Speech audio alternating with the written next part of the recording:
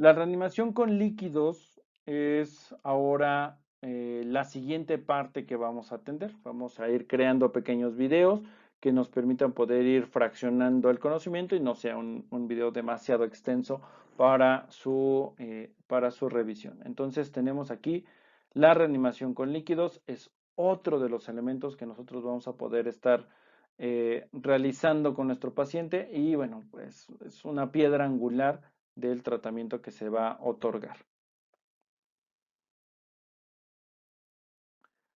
¿En quién se hace reanimación con líquidos? Pacientes con quemaduras mayores del 20% de la superficie corporal. En estas quemaduras se aumenta la permeabilidad capilar, hay un déficit intravascular, recuerden que hay vasoconstricción inicial, vasodilatación, aumento de la permeabilidad, hay salida de los líquidos intravasculares a las áreas extravasculares y este tiempo o el tiempo de reanimación estará determinado en 24 horas. Apoyar en esta reanimación, el objetivo es apoyar a la perfusión del órgano con menor cantidad de líquidos. Hay que administrar líquidos porque es lo que el paciente va a necesitar en ese momento y en esta reposición para los líquidos. Ya vimos anteriormente, ya vimos cómo poder iniciar la reanimación con líquidos cuando no sabemos la superficie corporal quemada. Pero importante, obtener un acceso intravenoso, periférico o un acceso intraóseo, un catéter venoso central que nos permita poder tener el acceso, utilizar Ringer lactato para la reanimación con líquidos, evitar soluciones hiperclorémicas, evitar soluciones con, hipertónicas que con contenidos altos en cloro. El tejido muerto y lesionado alcanza mayor exposición en las primeras 24 horas. Evite sobrecargar al paciente, eso puede causar también edema. Sin embargo, la forma de reanimar al paciente a través de líquidos se puede ir ajustando en relación a la condición y a la exposición de nuestro paciente, es decir, a la superficie corporal quemada. Las fórmulas para la reanimación con líquidos están diseñadas para la reanimación en las primeras 24 horas, ¿sí? Es la piedra angular del tratamiento para los pacientes, además de los cuidados que se tienen en el manejo de la vía aérea y para mejorar la perfusión. Considera el peso y superficie corporal quemada, y esto solo se hace en consideraciones de quemaduras de segundo y de tercer grado.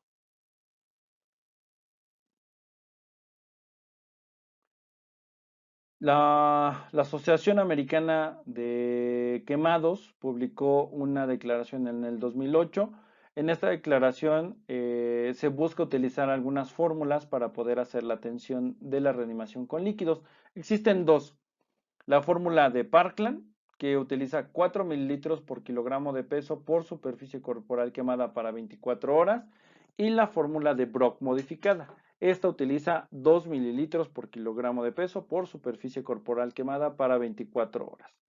Importante, cuando utilicemos una cantidad de mililitros mayores porque la exposición y la superficie corporal quemada del paciente también es mucho más pronunciada, es mayor para este paciente. El paciente puede tener ya también la visualización de un estado de choque por hipovolemia, el paciente puede estar en oliguria, necesitamos entonces generar una reanimación con líquidos mayor. En otros casos, el paciente podría recibir reanimación con líquidos en menor cantidad, básicamente se va a la mitad entre estas dos. Sacamos entonces la cantidad de mililitros que el paciente va a necesitar, 4 mililitros por kilogramo de peso por superficie corporal quemada para 24 horas, o 2 mililitros. De ahí, la mitad del resultado que tengamos, la mitad de ese resultado se va a administrar en las primeras 8 horas y la otra mitad, perdón, en las siguientes 16 horas. Esto se hace considerando el momento de la quemadura del paciente. Si pasó una hora y después de una hora llegó con nosotros, entonces el paciente inicia reanimación con líquidos en 7 horas. Esa mitad va a 7 horas o 6 horas o 5 horas dependiendo del tiempo de llegada al hospital.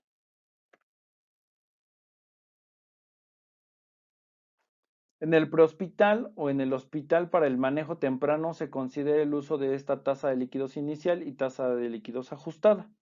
Esta tasa de líquidos inicial la atendimos en el video pasado también, cuando veíamos el abordaje del paciente en el ABC del paciente.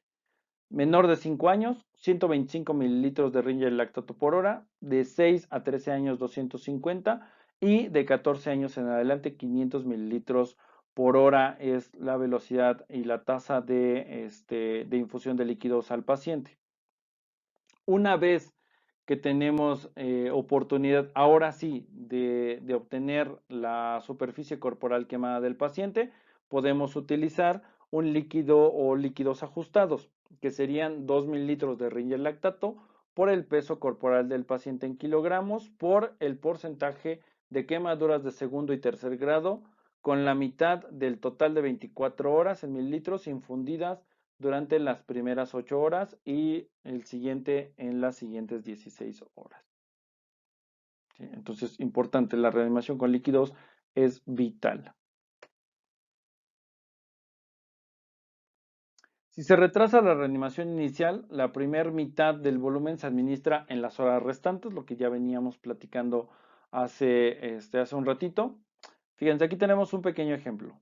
¿Sí? Si la reanimación se retrasa 2 horas, la primera mitad ahora ya solo nos quedan 6 horas, que podrían ser unos 3.500 mililitros en 6 horas. Se debe infundir un mínimo de 583 mililitros de Ringer lactato por hora durante 6 horas o por las siguientes 6 horas restantes. Entonces, tiene que aumentar el flujo de líquidos. Por eso es tan importante que cuando el paciente llegue, nosotros tenemos que poner estas líneas intravenosas y empezar a hacer reanimación con líquidos al paciente lo antes posible, ¿sí? Entonces, de ahí tenemos que seguir monitorizando de forma constante los signos vitales de nuestro paciente para poder ir ajustando la infusión de líquidos que se le va a administrar en los días subsecuentes.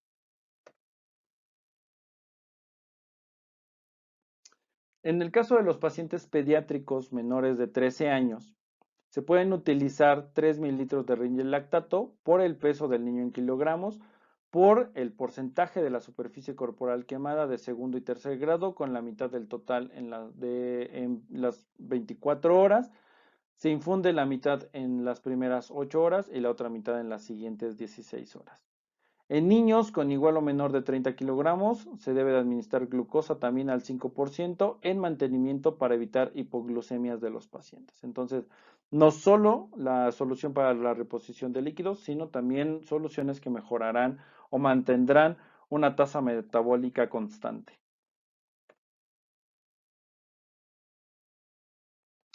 En el caso de los pacientes adultos con lesiones eléctricas, la lesión eléctrica va a generar la presencia de mioglobina en el paciente. Esto va a generar un daño renal mucho más rápido. ¿Cómo se va a observar? Una orina roja, oscura, de un color marrón, estaría representado también por este daño renal. ¿Qué hacemos? Más líquidos. 4 mililitros de Ringer lactato por kilogramo de peso por superficie corporal quemada, quemaduras de segundo y tercer grado. La mitad del total de las 24 horas se va a infundir en las primeras 8 horas o hasta que alcancemos un flujo renal aceptable para el monitoreo del paciente y se elimine ese color rojo, ese color un poco más oscuro, marrón de la orina del paciente. Vean, en esta gráfica vamos a observar la infusión de cristaloides de mililitros por hora y las horas después de la quemadura. Vean que al inicio, aquí, nuestro paciente va a tener una infusión y reanimación con líquidos adecuada. Esto va a ayudar a mejorar la volemia de nuestro paciente. ¿Por qué? Porque en el periodo inicial de la quemadura el gasto cardíaco se ve disminuido. El gasto cardíaco disminuye por el aumento de la permeabilidad y la pérdida de líquidos y en ese momento es cuando nosotros agregamos mayor cantidad de líquidos para compensar este gasto cardíaco disminuido.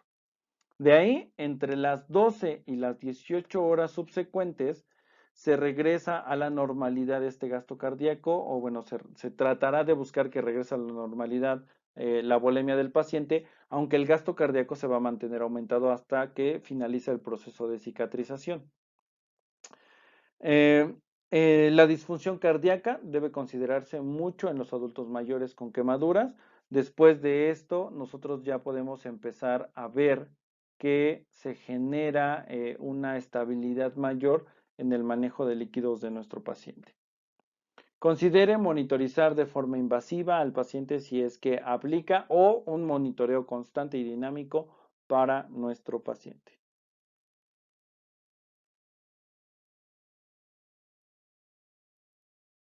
¿Cómo sabemos si lo que estamos haciendo en la reanimación con líquidos está funcionando? La producción de orina obtenida o medida nos ayuda a guiar de forma bastante confiable esta reanimación con líquidos a través de este manual del soporte vital del paciente quemado, ¿no? El soporte vital avanzado para el paciente quemado. ¿Qué vamos a buscar? En adultos, ¿sí?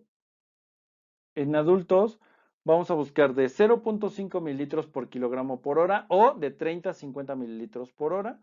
En niños pequeños, vamos a buscar en niños pequeños menores de 30 kilogramos, 1 mililitro por kilogramo por hora.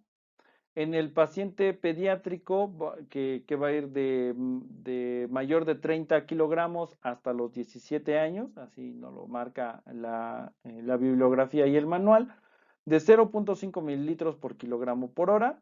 Y en el caso de los pacientes que tienen lesión por electrocución de alto voltaje y que hay presencia de hemoglobina, que tienen orina oscura, roja, de este color marrón, de 75 a 100 mililitros por hora hasta que la orina se vuelva clara. ¿Sí? Esto es un buen signo, pero solo se aplica siempre y cuando, o solo aplica siempre y cuando el paciente no tenga diuréticos, que el paciente no haya recibido furosemida, por ejemplo, y que eso aumente el flujo renal. Si eso se hace, ya existiría un sesgo diagnóstico del paciente.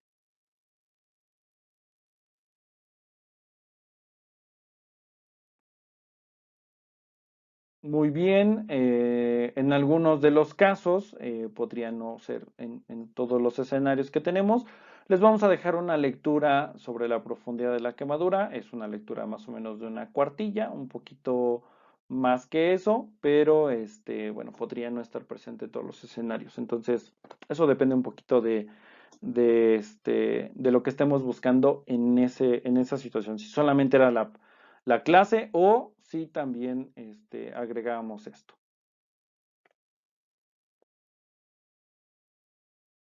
Bien, vamos continuando. Estamos llegando ya a la recta final para esta clase. Es una clase con mucha información, pero el paciente quemado es un paciente que se tiene que atender con mucha individualidad porque genera alteraciones que en otras situaciones no se pueden presentar. La atención prehospitalaria inicialmente es flujo constante de agua, ¿sí? Sobre un grifo, 5 minutos, de 3 a 5 minutos de agua corriente para poder mitigar el calor y la lesión por la quemadura. Se puede tener en los primeros 30 minutos para poder evitar que la quemadura pueda aumentar. Recuerden que es el tema de la transferencia de energía que se vuelve temperatura o que se vuelve calor en la manifestación y eso genera la lesión para el paciente. De ahí se pueden utilizar otros medios. Existen en el mercado algunas cremas, por ejemplo, la sulfadiazida de plata, que es una crema al 1%, que se puede utilizar también en la presencia de heridas de segundo grado, bueno, en quemaduras de segundo grado. Se debe de buscar que se quite el tejido desvitalizado, eso ya en nuestro medio hospitalario. Hay que mantener abrigado a nuestro paciente, hay que elevar extremidades por encima del nivel del corazón para poder ayudar a disminuir el edema. Limpiar la herida con agua y jabón. Se puede utilizar clorexidina, agua tibia más clorexidina. Hay que debridar las ampollas de 2 centímetros con una gasa estéril y tijeras. Aplique antimicrobianos tópicos. La sulfadiazida puede funcionar muy bien. y no presione el apósito, déjelo sobre ambientes húmedos que va a mejorar el proceso de cicatrización y poder estar evaluando el progreso de estas quemaduras.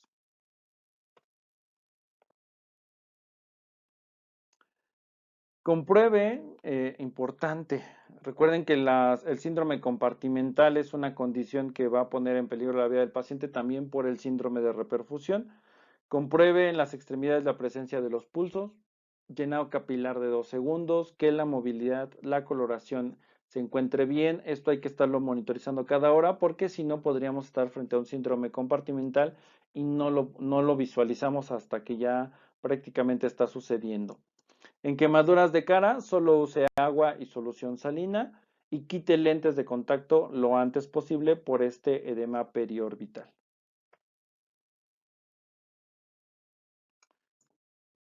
Última parte, última parte de esta presentación.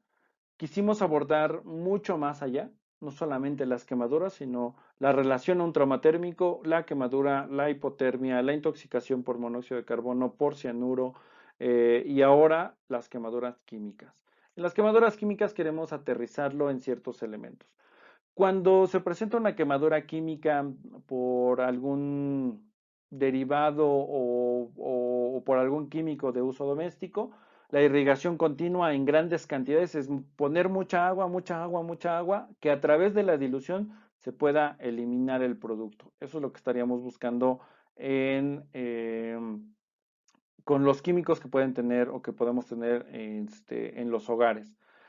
Sin embargo, existen otro grupo que se utilizan para el transporte y que se utilizan en la industria y que pueden en algún punto tener exposición los trabajadores o la ciudadanía a estos componentes. Entonces, para ello, tenemos que buscar las guías de referencia y cómo se utilizan para el manejo y para conocer el producto con el cual se va a tener que interactuar.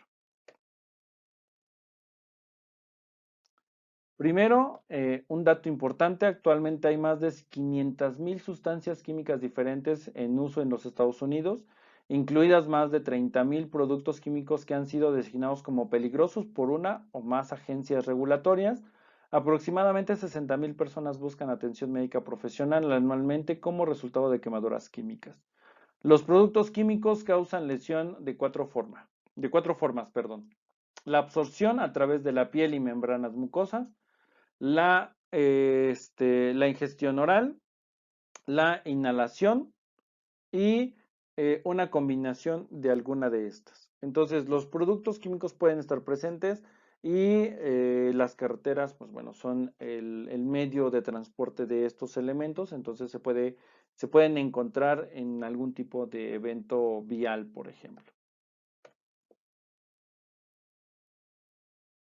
¿Qué debemos de saber? Los organismos regulatorios nos muestran este rombo. Este rombo nos permite poder identificar características del producto químico que se está trasladando. En el color rojo nos habla sobre la inflamabilidad y ahí vamos a encontrar un número. Si es un número 4, 3, 2, 1 o 0, dependerá del grado de inflamabilidad que tiene. No es inflamable, es debajo de 25 grados centígrados para que se pueda generar inflamabilidad y así sucesivamente. En el código azul dice el nivel de riesgo. Si no tiene algún riesgo para la salud, es poco peligroso, es muy peligroso o es mortal. En el color amarillo nos habla sobre la reactividad que puede tener. Es estable, es inestable en caso de calentamiento, es inestable en caso de cambio químico violento y esto nos empieza a ayudar a poder visualizar qué situación está presentando. Y en el color blanco, ¿sí? Aquí es si existe algún tipo de riesgo específico. Si es un material oxidante, si es un material corrosivo, si es radioactivo, si no se debe de utilizar agua con él o si tiene algún tipo de riesgo biológico, ¿no? Por ejemplo, los materiales del RPBI podrían tener esta señalética específica. ¿Qué hacemos? Cuando Cuando uno de estos medios de transporte puede estar afectado o la situación puede tener o involucra alguno de estos químicos, existe esta guía de respuesta en caso de emergencia. La última versión que se tiene en disponibilidad es la del 2020 y la guía a través de sus secciones te permite poder ir llevando las condiciones. Esta guía la puedes encontrar en internet, completa, no está restringida y es para el transporte de los productos. Cuando tú o cuando la gente que está en ese lugar puede observar el medio de transporte que lleva este producto químico, al visualizarlo puede obtener información importante de qué está transportando si es que no se tiene acceso a la hoja de transporte. Tenemos aquí un caso rápido. Fíjense, tenemos el rombo. El rombo lo tenemos con un número 1203, un grado de inflamabilidad de 3. Ahí está, es solamente un rombo rojo y un número 1203. Nos vamos a la guía y buscamos el número, ¿sí? Buscamos 1203. Y aquí lo tenemos. 1203 es gasolina, ¿sí? O combustible para motores y gasolina. Todos esos están en el 1203. De aquí tenemos 1203 y después tenemos un número de guía. El número de guía es otra referencia que tenemos que buscar en esta guía de emergencia. Buscamos entonces el número de guía y lo tenemos aquí. Guía 128, líquidos inflamables no mezclables con agua. Aquí tenemos la respuesta a la emergencia, cómo se va a combatir el fuego, qué es lo que se tendría que hacer en el caso del derrame o la fuga y nos da la sugerencia de las actividades de primeros auxilios para ese paciente. También informarnos al hospital receptor qué tipo de producto se tuvo contacto, porque con eso buscando en la guía veríamos si se requiere de algún tipo de protección adicional o tendríamos que vigilar algo sobre estos componentes. Tenemos aquí un rombo más, ¿sí? 1791 aquí con un número 8 y miren, aquí pareciera tener algún tipo de interacción. Vamos a revisarlo. Tenemos el 1791, lo tenemos aquí. Qué bueno que está casi arriba de la cámara. El 1791 nos dice que es hipoclorito de sodio con un número de guía 154. Aquí los tenemos. Aquí lo estamos apuntando. Nos vamos al apartado de la guía y encontramos la guía 154 y también nos da el fuego, el derrame o fuga y los primeros auxilios. Entre las actividades que nos dice aquí, quitar y aislar la ropa y el calzado contaminados, ¿sí? En caso de contacto con la sustancia, enjuaga inmediatamente la piel o los ojos con agua corriente, por lo menos durante 20 minutos, porque a través de la dilución es como se va a poder eliminar la condición de agresión que va a tener en ese momento nuestro paciente. Y bueno, pues aquí nos da los elementos. Esto nos ayudaría a poder visualizar si existe o no alguna referencia específica sobre los cuidados o sobre la atención de nuestro paciente. ¿Sale? Pues bueno, espero que estas lecciones sean de mucha utilidad para cada uno de ustedes. Nos estamos viendo en otros videos, en otros temas. Cuídense mucho.